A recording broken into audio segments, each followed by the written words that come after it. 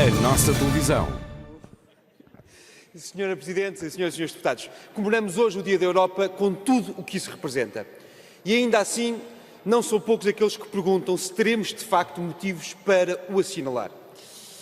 E é por isso que eu acho que 68 anos depois nós não podemos esquecer, nem devemos negligenciar a razão principal da integração europeia: a convivência pacífica entre Estados, a construção de um projeto social, político, económico, e esta perspectiva é indispensável para contrariarmos análises que são meramente conjunturais ou pontuais. Alcançamos muito nestes 68 anos. A Europa é um espaço de paz, de segurança, de justiça, de inclusão social, é um espaço de bem-estar que é ímpar no mundo. A Europa, apesar de algumas contrariedades mais recentes, continua a ser o continente da liberdade e das liberdades, da livre iniciativa, da livre circulação, do respeito pelos direitos únicos e inalienáveis que são constantes à nossa natureza humana.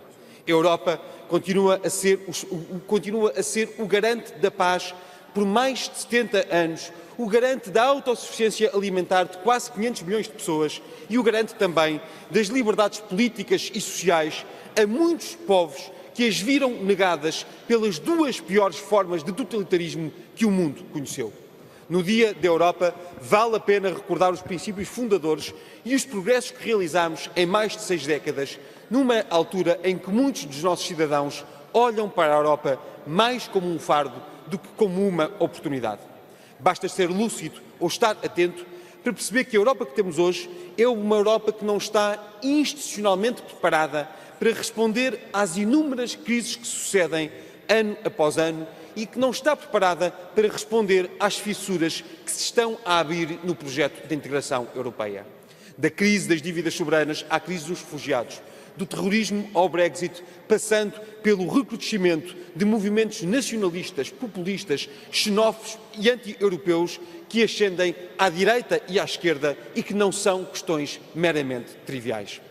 Temos, nesse sentido também, de elogiar e perceber que, no último ano, já demonstramos, enquanto europeus, que temos a capacidade de ultrapassar dificuldades e penso que a própria provada disso foi a institucionalização da cooperação estruturada permanente num espaço de pouco mais de 2 anos.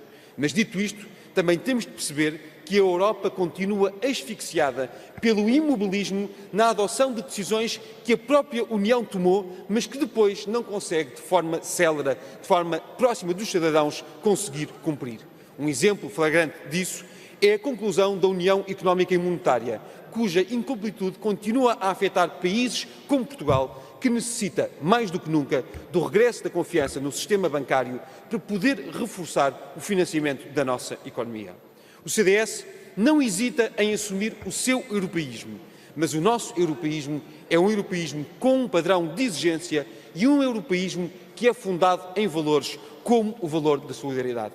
Exigência para podermos progredir na integração europeia sem nunca esquecer a mais-valia dos princípios da subsidiariedade, da proporcionalidade.